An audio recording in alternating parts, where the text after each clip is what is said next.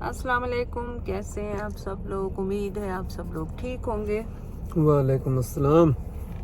मैंने कहा जिम जा रहे थे आसमान एक्टिविटी शुरू की हुई है, अपने आप को फिट कर रही है, तैयार कर रही है। किस काम के लिए? मुझे संभालने के लिए। नहीं, संभालने के लिए नहीं। आपको भी पता है कि जब से 1 साल से तकरीबन कोविड के बाद तो किया ही उससे नहीं भी पहले आता जब टांग का इशू हो गया तो मैं हाँ। जोड़ का, फिर उसके बाद वो फिजियोथेरापी, फिर करते करते फिर मूव, फिर तो सबका हमने वो निकाला कि एक तो हम बहुत खराब खा रहे थे, सैलड्स वगैरह छोड़े हुए थे, एक्सरसाइज नहीं थी। तो अब मैंने कहा कि शुरू करते हैं, जिससे पापा जैद का वेट हो रहा है तो शुरू करते हैं। शुरू किया हुआ 1 वीक से। बस वही है कि मैं इंतज़ार कर रहे हैं अभी।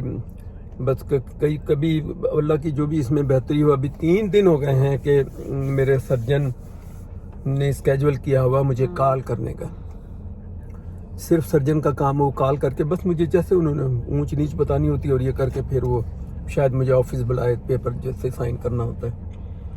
और पूरा प्रोसीजर मुझे भी नहीं पता कि शायद वो साथ ही वो हमें जो डेट है वो भी वही दे कि फलानी डेट को आपकी सर्जरी करेंगे।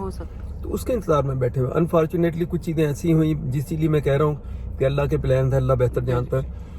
वो सर्जन यानी उनके साथ का वो सर्जरी ज़ाहिर करता, तो एक सर्जन उनके डिपार्टमेंट के उनको इस वक्त भी देखें कोविड हो गया।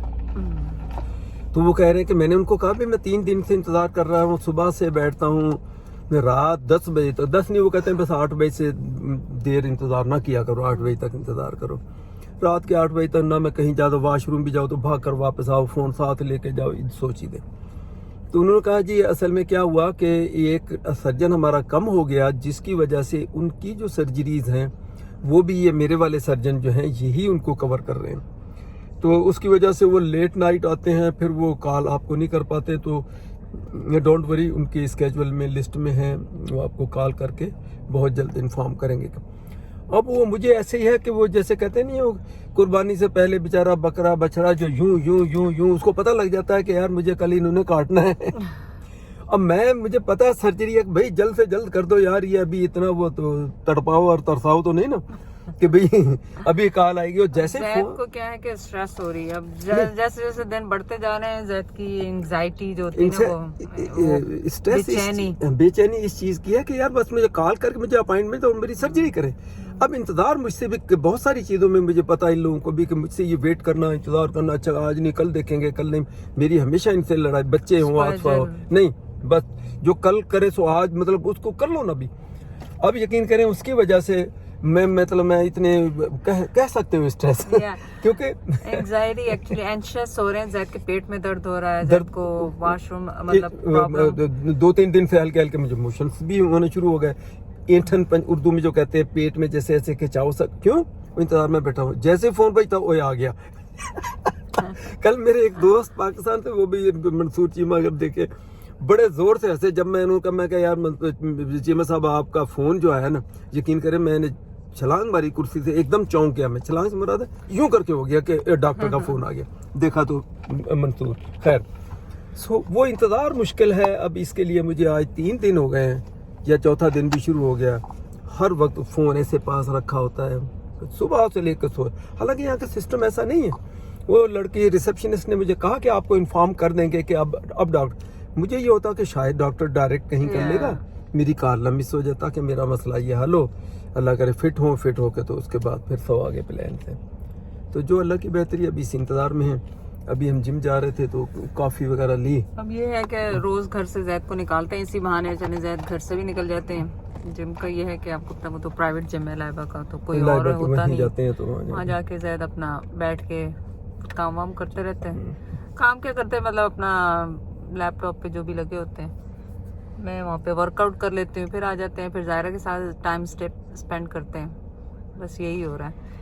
तो चलो सो फार सो गुड, कोई ऐसा वो नहीं है, शिकायत मैंने जैद से कहा था चलें आपको मौला जेट भी दिखा के मूवी मौला जेट, तुम मैं तो कह रहा हूँ चलो देख लो क्या। लेकिन इनकी ओरिजिनल मौला जेट मैंने ये उसमें लाहौर में उसमें हैदराबाद में देखी थी। अच्छा, जब ये मौला जेट फिल्म आई थी तो ये मैंने हैदराबाद, मेरा ख्याल है कि उस वक्त हमारी यूनिवर्सिटी का दौर था, क्या था तो मैंने लाहौर में, हैदराबाद तो में ये देखी। मुश्किल होता है जो काम वाला बंदा होता है, जिसको बैठने का वो अब नहीं बैठा होता हुआ ना। हूँ। अब जैद को हम कुछ भी नहीं करने देते बिल्कुल भी, बैठाया हुआ है, जैसे एक गुड्डे को बिठा दिया ना, वैसे इस गुड्डे को भी बिठा दिया, तो अब वो बेचैन, स्ट्रेस, छोटी छोटी बात पे वो चिड़चिड़ाहट। और अब वो छोटे छोटे उसामा घर के भी जो काम मुझे वो भी नहीं करने देते। भाई कोई नल का थोड़ा सा मैं लगा नहीं, दूं, नहीं, भाई हम कोई कर शावर को चेंज कर दूं, शावर हेड चेंज कर दूं, ये कर, कोई काम मुझे नहीं करने दे रहे हैं। अब मैं बैठा हुआ बंदा जो जायरा काम को नहीं करने, उठा सकते तो अच्छा जायरा को भी उठाना नहीं है, ये तो वो मैंने कहा अब वो जायरा तो ऐसी है, अगर आप उससे ना प्यार करें या उसको उठाए ना तो आपको बुलाती नहीं, तो वो जैद को 2 दिन से बुलाती लिफ्ट ही नहीं कराती, वो कहती भी ये तो वो तो चाचा। कहती है मेरे साथ जो टाइम स्पेंड करेगा ना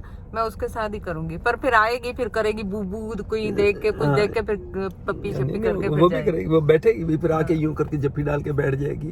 पहले तो जैद उसे पार्क लेके जाएं, गाड़ी में लेके जाएं तो बाहर खुश निकालते होती थी। थे, वो करते थे। चलो लेकिन चलो हमने सोचा आपको थोड़े से अपडेट करते हैं बस। तो यहाँ बस- से जैद ने ब्लैक कॉफी ली है, मैंने ब्लैक ग्रीन टी ली है। तो सुबह इसके में इंतजार में हैं।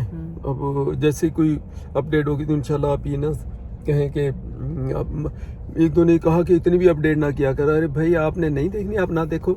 मुझे यह है कि मेरे जो देखने वाले उनका इंटरेस्ट होता है इस चीज में, क्या कर रहे हैं, किधर जा रहे हैं। इससे ये है कि ये देखे फैमिली कैसे टुगेदर है सारा। रोज उजैर भी आता है, लाइबा भी, सब इधर ही रुक जाते हैं, इधर ही रुक जाते बल्कि हैं रुक जाते हैं इधर ही, हमारे फिर पास ही। वो सुबह चाहते निकल हैं जाते कि हैं। टाइम स्पेंड करें फैमिली के साथ, तो ये फैमिली इससे कहते हैं। जब अगर आपके पास मुश्किल है, खुशी है, गमी है, तो सब इकट्ठे हो जाते हैं। तो सब इस वक्त स्ट्रेस में है। वो अच्छा हेडक्वार्टर, अब हमारा हेडक्वार्टर जैसे कहते हैं ना, एक माँ बाप का जो एक घर होता है आमतौर पे पाकिस्तान में, उसको कहते हैं ये हमारा हेडक्वार्टर, जहाँ माँ बाप होते हैं वही हेडक्वार्टर, वही हेडक्वार्टर, ठीक है ना। तो अब ये हमारा हेडक्वार्टर उसामा सना वालों का वही अलग घर बन गया, वो भी इधर, हम उधर, और वो दूसरे बच्चे भी उधर, तो वो हेडक्वार्टर वो बन सामा गया। के घर से हॉस्पिटल बहुत करीब है, सिर्फ 15 मिनट की ड्राइव पे है, तो हमने यहीं पे डेरा डाला हुआ है। अनटिल अब पापा अंकल की रिकवरी होगी जैद की, जब तक हम यहीं पे होंगे। या लाइबा के रिकवरी के टाइम जा सकते हैं, बीच लेकिन में फिलहाल अभी भी, आज भी चाहे तो आज जैसे हम जा रहे हैं तो वहीं से लाइबा को भी निकल जाएंगे।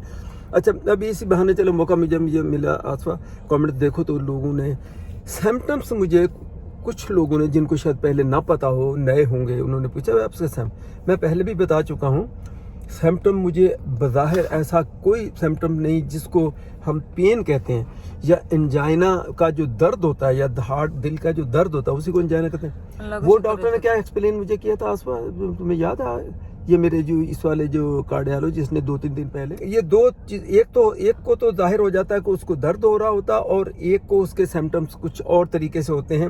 ये जरूरी नहीं है आपके, जैसे जैद की टांगों में दर्द होता था, वीकनेस फील होती, ये सांस चढ़ता था, सांस जो चढ़ता है बात करते हुए, चलते हुए। और जैद इतनी बात कर रहे थे, एक्चुअली कई दफा मुझे घबराहट हो रही थी, हालांकि उस वक्त तो नहीं पता था कि खुदा न खास्ता जैद को ये है, लेकिन जैद बात करते थे, मैं कह रही थी जैद आपको, और मैं जोक में कहती थी जैद आपका सांस ले लें, क्या कर सांस रहे हैं, उखड़ जाएगा, सांस उखड़ जाएगा।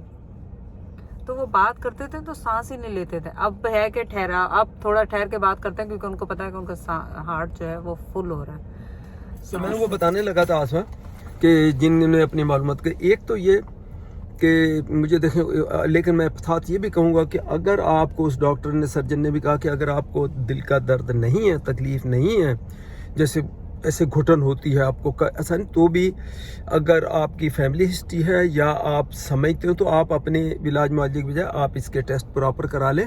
ज़रूरी नहीं है कि आपको ये दर्द हो, तकलीफ हो, हार्ट ऐसे काबू हो जो जैसे बोझ में हो, और फिर उसी को हार्ट का, तो जैसे मेरी सांस फूलना हल्के तरीके से देखें। अच्छा, मुझे अभी आज सीढ़ियाँ भी चढ़े, 1-2 जगह पे हैं, हम सीढ़ियाँ चढ़ते हैं, मुझे यकीन करें सीढ़ियों चढ़ने में अभी कुछ नहीं हो, तो मैं यूँ करके जाता हूँ, यूँ करके उतरता हूँ, लेकिन महसूस होता है कि अब मैं जब नीचे उतर के पहुँच गया हूँ, तो फिर मुझे थोड़ा सा, अब मैं सीढ़ियाँ बड़े तहम्मुल से आराम से स्टेप करके चढ़ रहा हूँ, जल्दी में नहीं। तो ये जैद की आदत है कब जल्दी करने की, तो वो हमने जैसे कहा थोड़ा रिलैक्स होके करें, थोड़ा बाद भी रिलैक्स होके किया करें, और चला फिर भी आराम से करें। तो कौन सी 3 चीजें? एक तो टांगों में मुझे दर्द, सुबह उठूं तो मेरे पंजाबी में जो पिनियां कहते हैं, जो नीचे शिन, ये जो टांगों की हैं, इसके बैक साइड पे जो क्या उसको कहलाते हैं, तो वो उनमें टांगों में दर्द होना।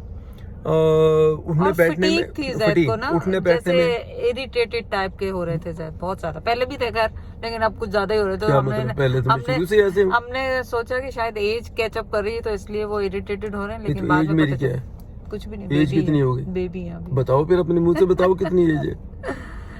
एज का इसमें नहीं है वो, लेकिन ये सिम्टम हो रहे थे, टांगों में दर्द होना और उठने में मुझे इशू होना।